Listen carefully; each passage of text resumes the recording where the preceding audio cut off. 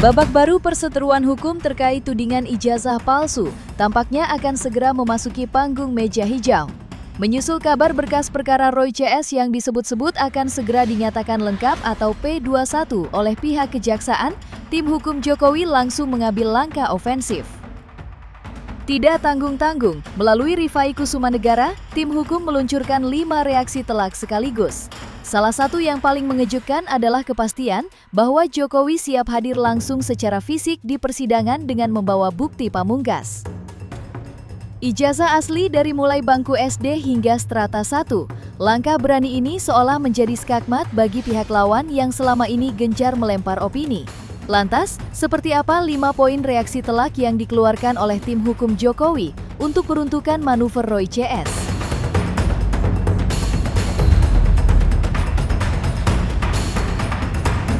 Kejelasan hukum terkait kasus dugaan ijazah palsu yang menyeret nama Roy CS akhirnya menemui titik terang. Kepastian ini datang langsung dari pihak kepolisian melalui Kabid Humas Polda Metro Jaya, Kombes Pol Budi Hermanto, yang menyatakan bahwa berkas perkara kasus tersebut sudah hampir rampung dan akan segera dinyatakan lengkap atau P21. Kabar gembira ini pun langsung direspons cepat oleh pihak pelapor. Tim hukum Jokowi yang diwakili oleh Rifai Kusumanegara secara terbuka menyatakan menyambut baik dan memberikan apresiasi tinggi terhadap kinerja cepat penyidik dan pihak kejaksaan. Bagi tim hukum, langkah P21 ini menjadi sebuah lompatan besar dalam menegakkan kepastian hukum, sekaligus jawaban telak atas berbagai tuduhan liar yang selama ini berkembang di tengah masyarakat. Lantas, seperti apa pernyataan lengkap dari kedua belah pihak? Mudah-mudahan dalam waktu dekat, pasti kami akan menyampaikan, kami pernah menyampaikan dalam waktu dekat untuk P21 tahap 2 untuk Bapak Roy Suryo dan Ibu Tifa pasti akan kami sampaikan. Ya, mudah-mudahan kita dalam waktu dekat kita akan mengumumkan P21 dan tahap 2 dari Bapak Roy Suryo. Ya, pertama tentunya kami sebagai pelapor sangat mengharapkan terjadinya progres dari laporan yang kami ajukan. Sekalipun di sisi lain kami tetap menghormati kewenangan masing-masing baik penyidik maupun penuntut umum untuk melakukan tugasnya secara maksimal, yang kami yakini tidak lain agar benar-benar menguji apakah laporan pidana yang kami ajukan ini layak untuk dilanjutkan ke persidangan. Terkait hal itu kami menghormati dan memberikan kesempatan penuh kepada masing-masing pihak untuk melakukan tugasnya dengan baik. Sekalipun sebagai pelapor, siapapun juga pelapor tindak pidana di Indonesia pasti sangat mengharapkan agar laporannya juga bisa dituntaskan melalui pengadilan. Ya, buat kami ini sesuatu yang baik, berarti terjadi kemajuan dari laporan yang sudah kami ajukan yang memang sudah berlangsung sekitar 1 tahun ya. Tapi kita tinggal tunggu saja apakah benar perkara ini sudah P21 dan siap disidangkan atau ada hal-hal lain yang ingin disampaikan oleh pihak penyidik.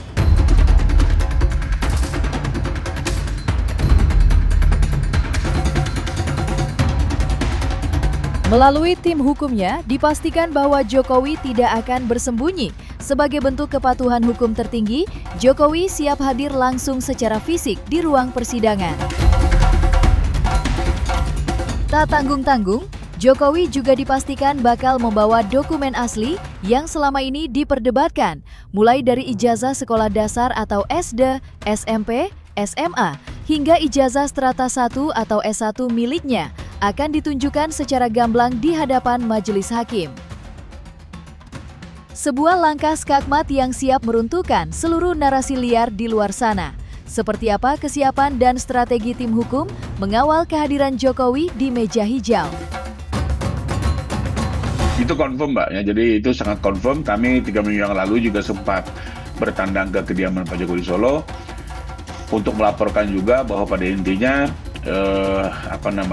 para penyidik sudah memenuhi seluruh petunjuk ya, karena kami juga dalam konteks pelapor punya kepentingan agar penyidik menjalankan seluruh kepentingan petunjuknya dari jaksa kami laporkan bahwa seluruh petunjuk ini baik petunjuk formil maupun materi sudah dipenuhi, dan tinggal kita lihat apakah pihak jaksa bisa menerima seluruh petunjuk yang sudah dijalankan oleh penyidik. Dan ternyata betul hari ini berdasarkan informasi yang teman-teman sampaikan, ternyata ada sedikit bocoran sepertinya akan P21, tapi kembali lagi kami tidak mau mendahului ya. Nah, waktu kami laporkan ke Pak Jokowi tentang perkembangan 3 minggu yang lalu itu, kami juga memastikan kehadiran Pak Jokowi di persidangan, termasuk juga untuk mempersiapkan diri terkait waktu, mungkin butuhkan mengumpulkan lagi data-data informasi perkuliahannya ya, karena ini kan sudah 40 tahun yang lalu ya, paling enggak tanggal-tanggal, bulan, atau dokumen-dokumen terkaitnya mulai dikumpulkan kembali untuk bisa ditunjukkan di persidangan. Beliau confirm akan hadir, membawa seluruh ijazahnya baik dari SD, SMP, SMA hingga S1 yang sudah disita ya. Kalau itu sudah disita nanti tinggal minta izin hakim tunjukkan, dan beliau semua akan menunjukkan kepada masyarakat di dalam forum pengadilan yang memang peradilannya kan terbuka untuk umum. Jadi kembali lagi, beliau sih dari dulu juga tidak keberatan untuk menunjukkan, tapi dilakukan dengan cara-cara yang benar, forum yang benar, dan tidak didikte oleh para tersangka yang sama sekali selama ini tindakannya tidak berdasar dan sudah jelas ingin merusak reputasi Pak Jokowi.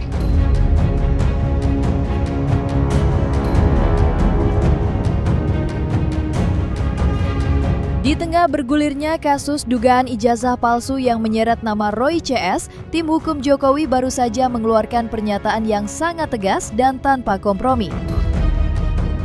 Melalui Rifai Kusumanegara, pihak hukum memastikan bahwa kasus ini akan terus melenggang mulus menuju meja hijau tanpa adanya mekanisme restoratif justice atau RJ. Tidak ada kata negosiasi, tidak ada ruang untuk penyelesaian di luar pengadilan.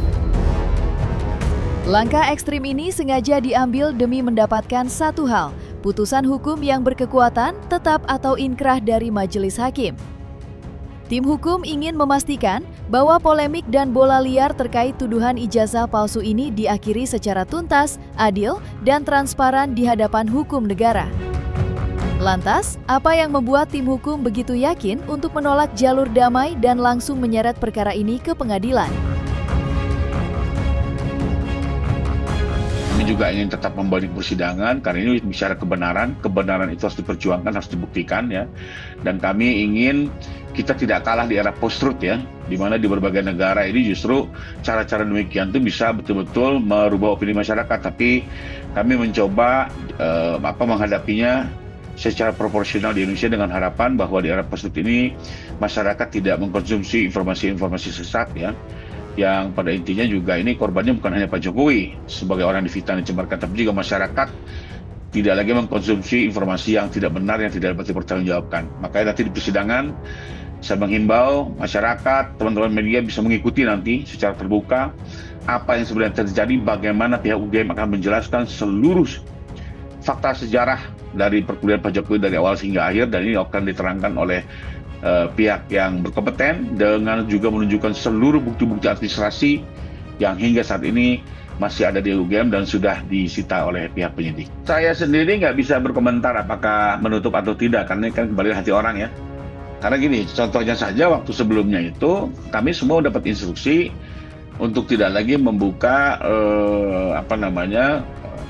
forum RJ di kloter Pak Roy Suryo.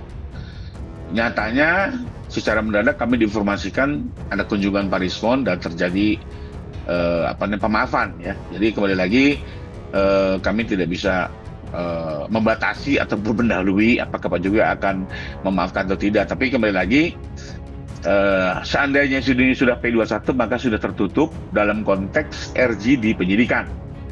Tapi sesuai ketentuan masih bisa juga RJ di penuntutan maupun persidangan. Perbedaannya adalah kalau di penyidikan maka perkara tidak berlanjut, tapi kalau sudah penuntutan dan persidangan maka perkara tetap lanjut.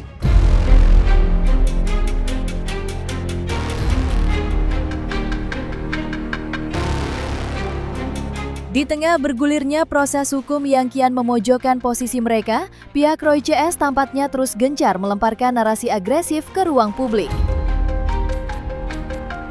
Salah satu yang paling menyita perhatian adalah klaim sepihak mereka yang menyebut bahwa ijazah tersebut 99,9% palsu. Namun, manuver vokal ini tidak membuat tim hukum Jokowi gentar. Sebaliknya, Rifai Kusumanegara justru membaca sikap tersebut sebagai sebuah bentuk kepanikan yang nyata. Tim hukum menduga, koar-koar publik yang terus didengungkan oleh Roy CS belakangan ini bukanlah tanpa alasan. Itu adalah sebuah strategi terselubung untuk menekan para penegak hukum agar menghentikan perkara yang tengah menjerat mereka. Sebuah upaya membalikan opini masyarakat di saat berkas perkara justru sudah berada di ambang status P21. Lantas, benarkah narasi agresif Roy CS ini hanyalah tameng untuk menutupi kepanikan mereka?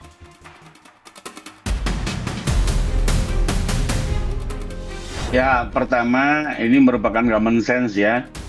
Tentunya semua tersangka dalam perkara apapun dan siapapun juga tersangkanya pasti menginginkan agar laporan yang akan menyeret dirinya itu berhenti atau tidak dilanjutkan ke persidangan. Jadi itu sesuatu yang lumrah ya. Sekalipun argumen yang disampaikan itu dalam hemat kami sangat tidak berdasar, ya bahkan mengada-ngada gitu ya. Sebagai contoh, salah satunya adalah mempersoalkan pemenuhan petunjuk dilakukan melewati tengah waktu 14 hari. Yang sebenarnya itu adalah aturan yang bersifat timeline dan tidak memiliki sanksi. Dan dalam praktek selama KUHP lama ini berjalan ya, maupun KUHP yang baru ini ya, belum pernah ada presiden bahwa hanya gara-gara 14 hari petunjuk belum dijalankan lalu perkara dihentikan. Silakan tanya pengacara manapun termasuk para pengacara yang selama ini mendampingi Pak Roy Suryo ya. Kita bicara apa yang sebenarnya dalam praktek peradilan ya. Dan kita semua juga tentu mengetahui tentang itu. Jadi kembali lagi justru yang disampaikan menurut saya hal yang tidak berdasar, hal yang tidak kuat ya. Dan hanya itu yang bisa disampaikan terkait keberatan untuk dihentikan.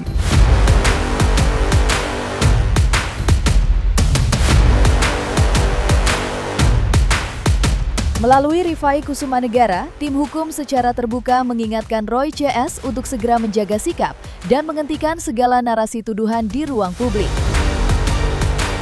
Bukan sekadar gertakan, tim hukum menegaskan bahwa jika Roy CS terus-menerus mengulangi perbuatan dan menyebarkan tuduhan yang sama selama proses hukum berjalan, tindakan tersebut secara legal bisa menjadi bumerang.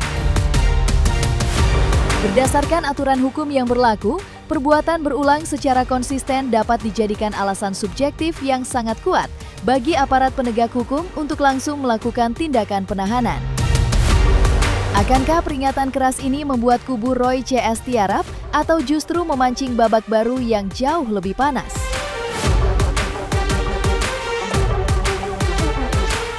Ini semua justru menunjukkan bahwa Pak Roy ini justru terus mengulangi tindak pidana yang sudah dipersangkakan, yang sebenarnya menurut KUHP ini bisa menjadi alasan penahanan.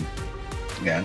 Salah satu alasan penahanan itu diantaranya selain menghilangkan barang bukti, berupaya melarikan diri, yang ketiga adalah terus mengulang tindak pidananya ya. Dan ini menurut saya merupakan fakta notoir, fakta yang kita umum, masyarakat bisa melihat betul selama setahun ini. Hampir tiap hari bahkan ya, tidak hanya seminggu sekali ya. Beliau dengan berbagai upaya terus menyatakan ijazah Pak Jokowi ini palsu dengan berbagai argumentasi yang bahkan terus dikembang-kembangkan dengan berbagai cara gitu ya.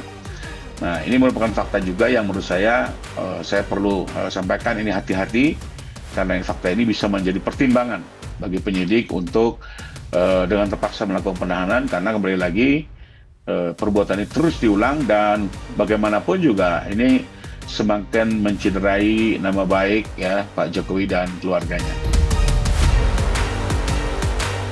Kita pilih. Pasti kita pengen kan ekspresi. Mengedepankan estetika. Kan disampaikan. Jelas tadi mendengarkan.